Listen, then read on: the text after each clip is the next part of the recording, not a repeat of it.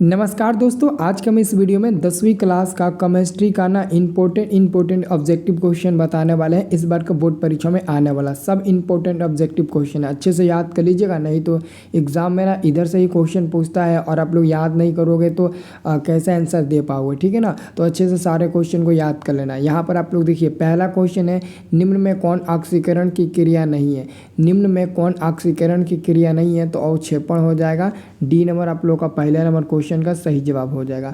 और दूसरा number question है, निम्न में कौन विस्थापन अभिक्रिया का उदाहरण है। दोस्तों, विस्थापन अभिक्रिया का मतलब होता है कि अपने के पास रहने वाले तत्वों को त्याग दे अगर अधिक अभिक्रियाशील है तो, मतलब कि अधिक अभिक्रियाशील वाले जो तत्व होते हैं ना, वो कम अभिक्रियाशील वाले तत्वों को त्याग देते हैं।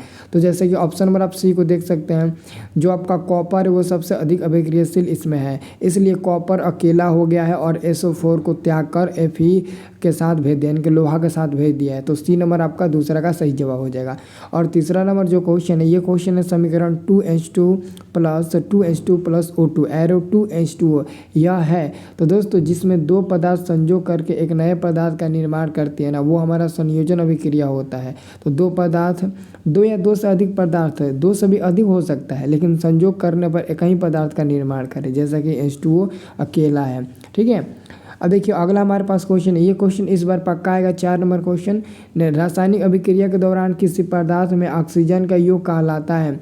तो रासायनिक अभिक्रिया के दौरान किसी पदार्थ में ऑक्सीजन का योग होता है ना, ऑक्सीजन का योग क्या कहलाता है। तो 4 नंबर क्वेश्चन का दोस्तों सही जवाब हो जाएगा, बी नंबर उपचयन कहलाता है, ठीक है ना। ऑक्सीजन का योग उपचयन कहलाता है, ओके। और देखिए, अगला क्वेश्चन आपका है, रासायनिक अभिक्रिया के दौरान किसी पदार्थ में ऑक्सीजन का ह्रास, अगर ह्रास कहेगा तो अपचयन कहलाएगा, यानी कि 5 का भी आपका बी नंबर मिलेगा, 4 का भी बी नंबर। अगर ऑक्सीजन का योग कहता है, योग मतलब कि संयोग, तो उपचयन होगा। योग यानी कि अगर वृद्धि यानी कि कमी कहेगा, सॉरी ह्रास यानी कि कमी कहेगा तो अपचयन होगा। अब देखिए, अगला हमारे पास क्वेश्चन कहता है ना कि Na2 sodium sulphate Na2SO4 plus BaCl2 arrow BaSO4 plus 2NaCl किस प्रकार की अभिक्रिया है। तो दोस्तों देखिए, इसमें क्या हो रहा है ना, तो आयनों की अदला बदली हो रहा है। आयनों की अदला बदली के मतलब हुआ कि इसमें एक आयन प्लस वाले माइनस के साथ जा रहा है और माइनस वाले प्लस के साथ जा रहा है। तो जिसमें आयनों की अदला बदली होता है वो द्विविस्थापन अभिक्रिया कहलाता है। अगला क्वेश्चन है, जिंक प्लस कॉपर सल्फेट। अब एक दोनों एक में मिलकर अभिक्रिया किया है, तो जिंक सल्फेट प्लस कॉपर का निर्माण किया है। यह जो अभिक्रिया है ना, यह किस प्रकार की अभिक्रिया का उदाहरण है। तो आपका 7 नंबर क्वेश्चन का जवाब हो जाएगा ऑप्शन नंबर बी, विस्थापन अभिक्रिया का उदाहरण है, क्योंकि यहाँ पर भी कॉपर विस्थापित कर दिया SO4 को Zn के साथ, ठीक है ना, अकेला कॉपर हो गया है, इसलिए यह भी हमारा विस्थापन अभिक्रिया होगा। अगला क्वेश्चन है, साग सब्जियों का विघटित होकर कंपोस्ट बनना किस प्रकार की अभिक्रिया। तो ऊष्माक्षेपी, ये क्वेश्चन इस बार में आएगा, इस बार ये आएगा। और अगला क्वेश्चन 9 नंबर है, ये भी क्वेश्चन आएगा इस बार। उपचयन वह क्रिया है जिसमें ऑक्सीजन का योग हाइड्रोजन का वियोग, मतलब कि कमी, इलेक्ट्रॉन का त्याग, यानी कि डी नंबर मिल जाएगा इसका सही जवाब। ये भी क्वेश्चन आएगा। और यहाँ तक कि दोस्तों आपका 10 नंबर भी क्वेश्चन इस बार के बोर्ड परीक्षा में पूछेगा। श्वसन किस प्रकार की रासायनिक अभिक्रिया है। तो श्वसन में दोस्तों ऊष्माक्षेपी रासायनिक अभिक्रिया हो जाएगा। आपका 10 नंबर का आंसर सी नंबर मिल जाएगा, ऊष्माक्षेपी। 11 नंबर क्वेश्चन आपका, कॉपर ऑक्साइड प्लस H2 से कॉपर प्लस H2O का निर्माण हुआ है, यह किस प्रकार का आपका अभिक्रिया का उदाहरण होगा। तो ये दोस्तों रेडक्स अभिक्रिया का उदाहरण हो जाएगा। रेडक्स यानी कि ऑप्शन नंबर आपका डी नंबर बिल्कुल सही जवाब हो जाएगा।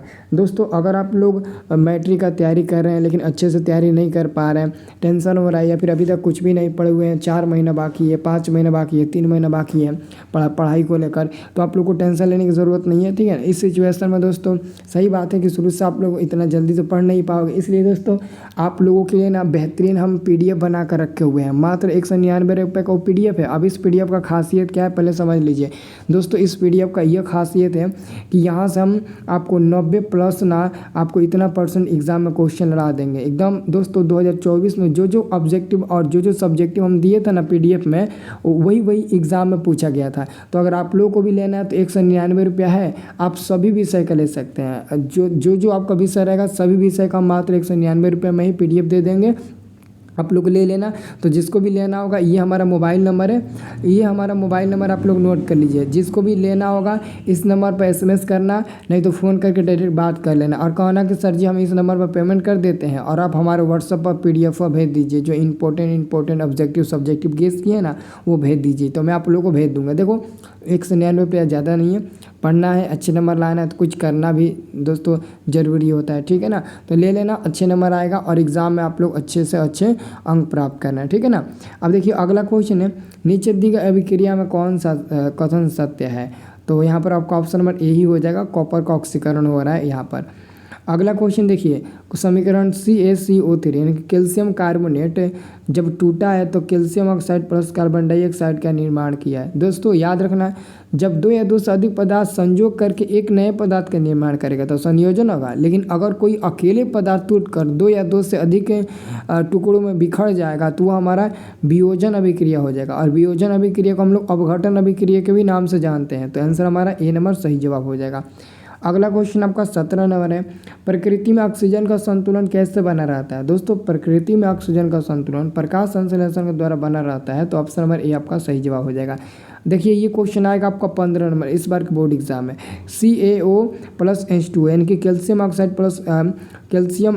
प्लस H2O जल अभिक्रिया किया तो CaOH को होल ट्वाइस दिया है। ये भी दोस्तों हमारा संयोजन में किया हुआ, क्योंकि 2 पदार्थ है संयोग करके वो नए पदार्थ का निर्माण किया है, तो ये आपका बी नंबर मिल जाएगा। और 16 नंबर भी आपके क्वेश्चन इस बार के बोर्ड परीक्षा में पूछेगा, जल के एक अणु में हाइड्रोजन एवं ऑक्सीजन के परमाणुओं की संख्या का अनुपात क्या होता है। तो सबसे पहले जो जल होता है ना वो होता है H2O। अब H2O में जो हाइड्रोजन होता है उसके पास 2 अणु है, 2 परमाणु है, और ऑक्सीजन के पास 1 है, तो 2:1। ऑप्शन नंबर बी आपका सही जवाब हो जाएगा। अगला क्वेश्चन आपका 17 नंबर है, सिल्वर आयोडाइड का रंग कैसा होता है। देखो अगर सिल्वर क्लोराइड का रंग पूछेगा, सिल्वर क्लोराइड का रंग पूछेगा तो श्वेत होगा, लेकिन सिल्वर आयोडाइड का रंग पूछेगा तो पीला हो जाएगा। ऑप्शन नंबर आपका बी नंबर 17 का बिल्कुल सही जवाब हो जाएगा। अगला क्वेश्चन है, निम्नलिखित में कौन एकल विस्थापन अभिक्रिया को प्रदर्शित करता है। तो एकल विस्थापन यानी कि द्वितीय विस्थापन उसी को बोलते हैं, जिसको एकल बोलते हैं उसी को ना द्वितीय विस्थापन बोलते हैं। तो ऑप्शन नंबर आपका देखिए, आपका यहाँ पर बी नंबर बिल्कुल सही जवाब हो जाएगा, ठीक है। और दोस्तों एक क्वेश्चन का आंसर आपको देना है, ये जो आपका लघुत्तरीय अति लघुत्तरीय प्रश्न है इसका आंसर देना है आपको एक शब्द में। इसका आंसर क्या होगा, ऑब्जेक्टिव ये भी है, भोजन का पाचन किस प्रकार की अभिक्रिया है।